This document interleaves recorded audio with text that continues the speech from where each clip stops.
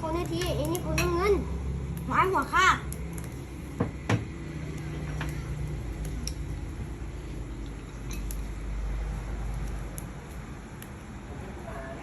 อยากจะขอบคุณค่ะ พ่อมันมาเป้าก็ได้ติดป่ะ เบื่อตัวมัดแม่อันเดียดไหม เกือบลูกอยู่ไหน อ้าวยังบุจุดไป ไหน อยากกินแล้วนะ กินแล้วไหมใส่ตั้งนะ กินปลาแซลม ค อน ำเละเอาลืมนะ